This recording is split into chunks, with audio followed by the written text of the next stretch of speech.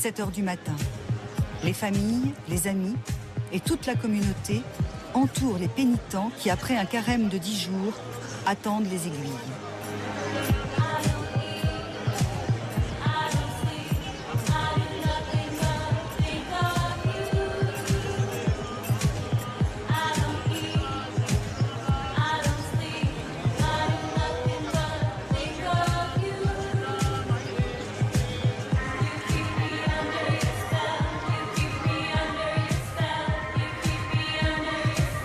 Des centaines et des centaines de pénitents viennent se faire poser les aiguilles sans que jamais une seule goutte de sang ne coule.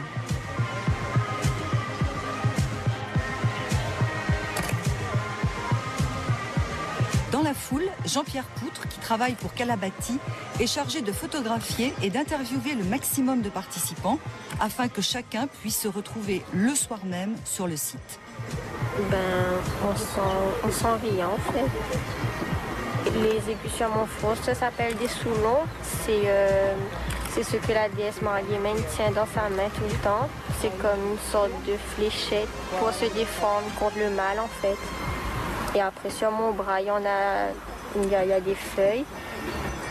Moi je viens ici par rapport, je suis venue pour ma promesse, comme j'ai demandé à la déesse Marie-Yémen de m'accorder mon brevet au collège et de redonner la santé à mon papa. Et comme elle me l'a accordé, aujourd'hui je suis ici.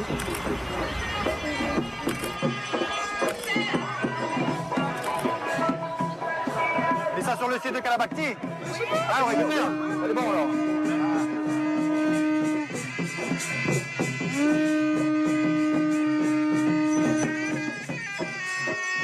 Vers 10 heures, l'attention gagne peu à peu l'assistance qui se tourne vers ceux qui ont décidé de faire vœu de silence. Maintenant, on ne peut plus parler puisqu'il a aussi la langue qui est piquée, qui a été traversée par une aiguille.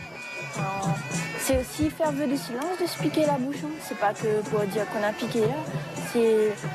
Ça symbolise vraiment le vœu de silence au cours de la pénitence.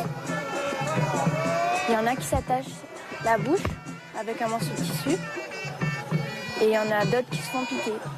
Mais les deux signifient la même chose, faire vœu de silence durant toute la pénitence.